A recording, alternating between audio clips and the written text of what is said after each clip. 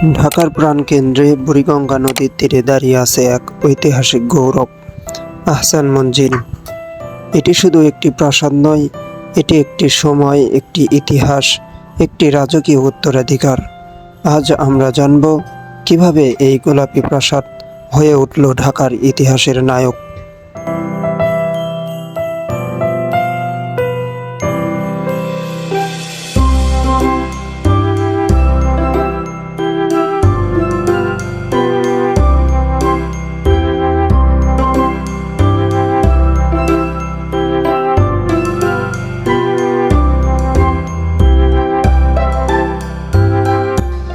1800 শতকের শেষ দিকে ফরাসি বণিকরা এই স্থানে তাদের কুঠি স্থাপন করে।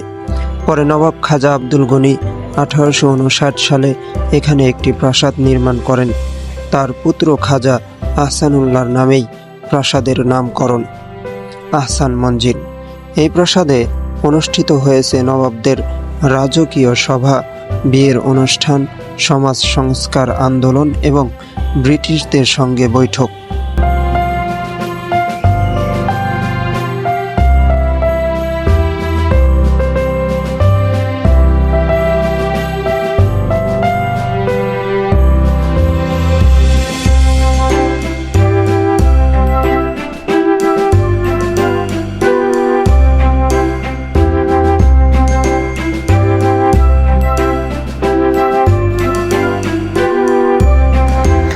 আহসান মঞ্জিলের স্থাপত্য শৈলী ইন্দো সারাসেনিক, যেখানে মোঘল ও ইউরোপীয় রীতির সম্মিলন।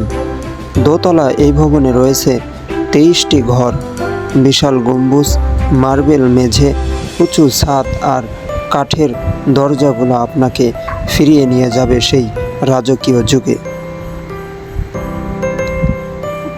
গোলাপি রঙের জন্য এটি পিঙ্ক প্যালেস নামেও পরিচিত। পুরো ভবনটি যেন শিল্প আর ঐতিহ্যের নিখুঁত সমন্বয়।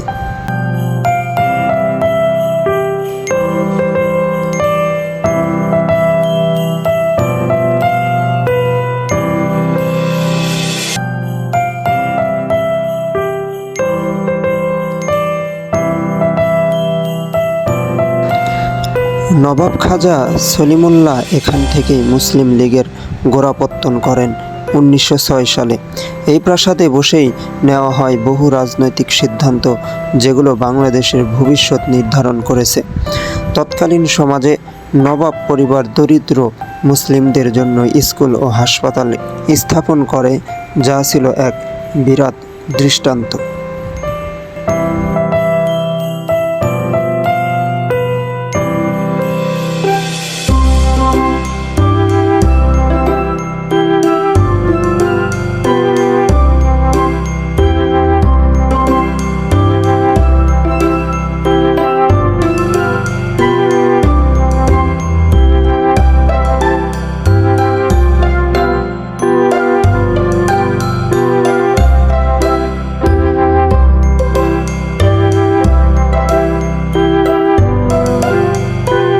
ব্রিটিশদের চলে যাওয়ার পর নবাব পরিবারের ক্ষমতা ও অর্থনৈতিক অবস্থা দুর্বল হয়ে পড়ে। 1952 সালের পর ভবনটি প্রায় পরিত্যক্ত হয়ে যায়। বৃষ্টির পানি, অযত্ন আর সময়ের ভারে প্রায় ধসে পড়েছিল ইতিহাসের এই গৌরব। তবুও স্থানীয়রা বলতো ওইখানে এক রাজপ্রাসাদ ছিল।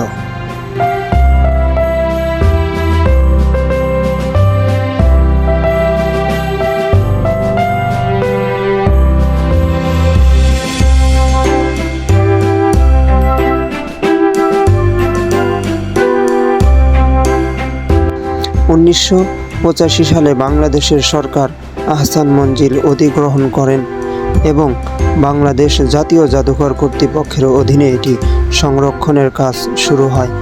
আজ এটি একটি আধুনিক জাদুঘরে রূপান্তরিত হয়েছে, যেখানে আপনি দেখতে পাবেন নবাবদের আসবাব, জামাকাপড়, অস্ত্র এবং ঐতিহাসিক ছবি।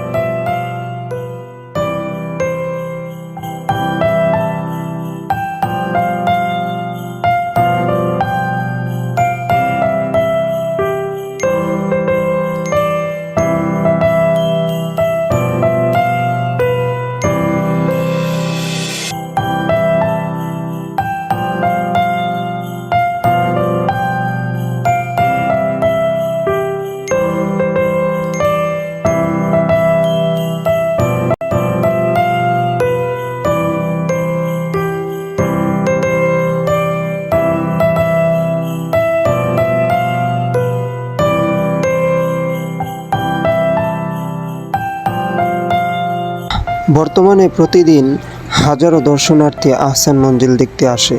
ছাত্রছাত্রী, বিদেশি পর্যটক, ইতিহাসপ্রেমিক সকলের জন্য এটি এক অপার বিস্ময়। বিকেলে সূর্যাস্তের আলোয় যখন গোলাপি দেয়ালে পড়ে, তখন সত্যিই মনে হয় ইতিহাস এখনও বেঁচে আছে।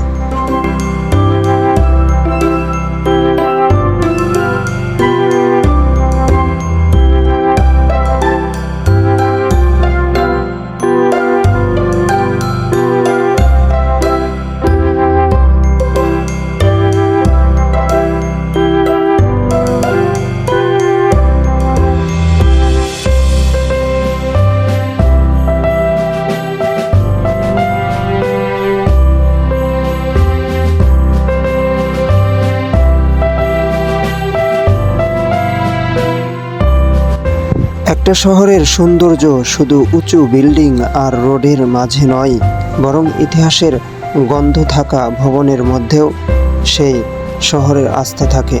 আহসান মঞ্জিল হলো ঢাকার আত্মা, যা অতীতকে স্মরণ করিয়ে দেয় আর ভবিষ্যতের জন্য এক অনুপ্রেরণা হয়ে দাঁড়িয়ে থাকে। আপনি যদি সত্যি ইতিহাস ভালোবাসেন, তাহলে আহসান মঞ্জিল একবার না দেখলেই নয়।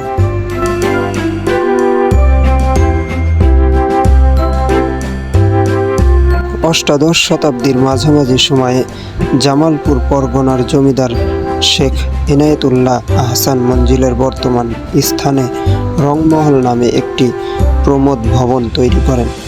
পরবর্তীতে তার পুত্র শেখ মতিউল্লাহ রংমহলটি ফরাসি বণিকদের কাছে বিক্রি করে দেন। বাণিজ্য কুঠি হিসেবে এটি দীর্ঘদিন পরিচিত ছিল। এরপরে 1830-এ বেগম বাজারে বসবাসকারী নবাব আব্দুল গনির পিতা খাজা আলিমুল্লাহ এটি ক্রয় করে বসবাস শুরু করেন। এর বাসভবনকে কেন্দ্র করে Khwaja Abdul Gani Martin and company নামক একটি ইউরোপীয় নির্মাণ ও প্রকৌশল প্রতিষ্ঠানকে দিয়ে একটি মাস্টার প্ল্যান তৈরি করান, যার প্রধান ইমারত ছিল আহসান মঞ্জিল।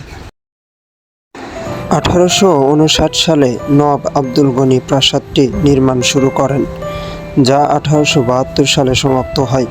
তিনি তার প্রিয় পুত্র খাজা আহসানুল্লাহর নাম অনুসারে এই নামকরণ করেন আহসান মঞ্জিল।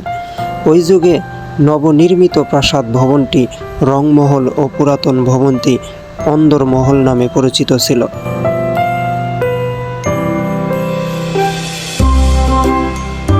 1888 সালের 7 এপ্রিল প্রবল ভূমিকম্পে পুরো আহসান মঞ্জিলের ব্যাপক ক্ষতি সাধিত হয়। ক্ষতিগ্রস্ত আহসান মঞ্জিল পুনর্নির্মাণের সময় বর্তমান উঁচু গম্বুজটি সংযোজন করা হয়। পুনর্নির্মাণ ও মেরামতের জন্য রানীগঞ্জ থেকে উন্নত মানের ইট আনা হয়।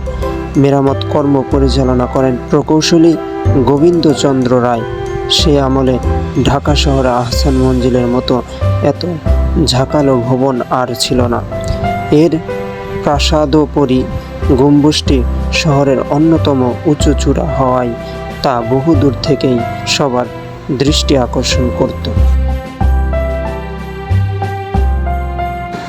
নবাব খাজা আহসানুল্লাহ খান বাহাদুর কেসিআই ব্রিটিশ ভারতের ঢাকার তৃতীয় নবাব ছিলেন। তিনি একজন বিখ্যাত উর্দু সাহিত্যিকও ছিলেন।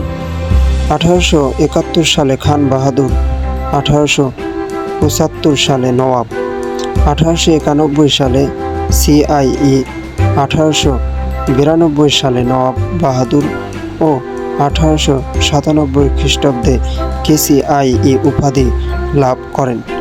তিনি 1890 খ্রিস্টাব্দে প্রথমবার এবং 1899 খ্রিস্টাব্দে দ্বিতীয়বার ব্রিটিশ বড়লাটের আইন সভার সদস্য মনোনীত হয়েছিলেন। তৎকালীন রাজনৈতিক প্রেক্ষাপটে তিনি মুসলিম রাজনৈতিক ধারার সমর্থক ও পৃষ্ঠপোষক ছিলেন।